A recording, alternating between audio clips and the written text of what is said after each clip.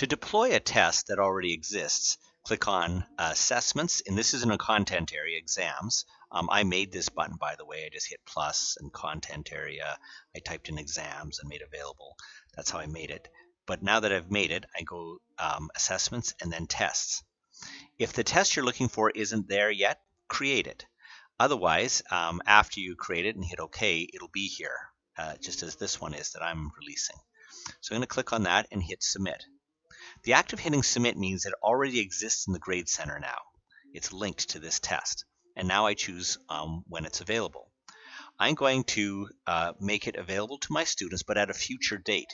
If you leave it at no, even when that date comes, it will still not be available. You have to hit yes to make it available on the date.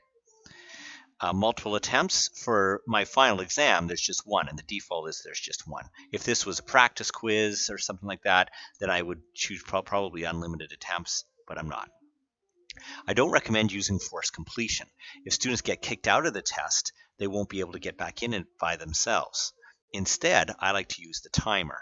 In this case, the final exam is for 60 minutes, but if it wasn't, if it was 120, I could change that here. I'm just going to keep it at the 60 that it was, though. And then I'm going to make mine auto submit. So one, it keeps everybody honest at the 60-minute time, it turns it off. But also, if somebody forgets to hit submit, you don't have, as the instructor, don't have to submit it for them. This will submit it for them. Now I choose the date. So for me, it is December 16th, and the exam is at 2 p.m. And then display until. There's a couple of strategies. One strategy is to just open it up for the whole hour, to choose the same date and open up till 3 o'clock.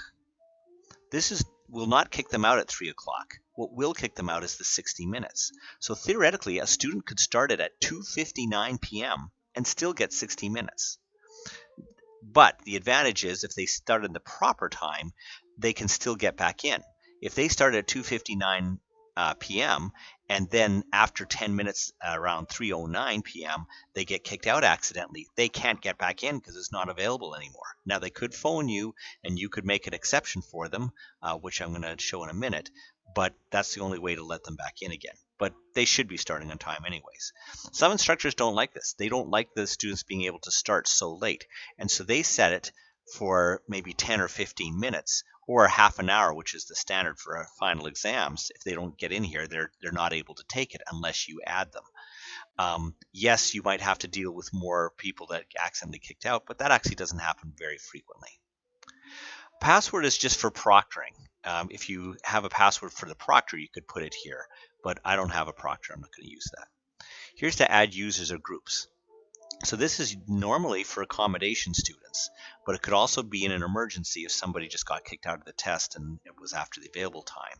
So to do that, click on it and choose the student who you want to add the accommodation to. Now by default, it's sorted by username, but I could click on name so that I could find the person easily.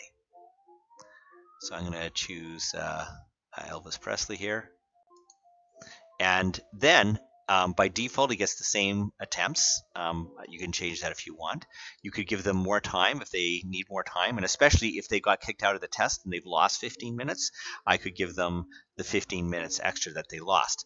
This will, if they've already used half an hour of the hour, this won't give them another 75 minutes. No, it will subtract what they've used so far from this number automatically. This is just the total amount of time they get. If they're writing on a different day, you can change that day. By default, these same times open up. But if a person after 2:30 wants to get back in, then I'm going to have to change the until time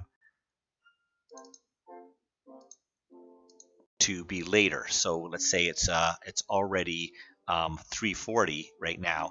I'm just going to open that up I'm just going to give them till 4 o'clock to get back in. And then save.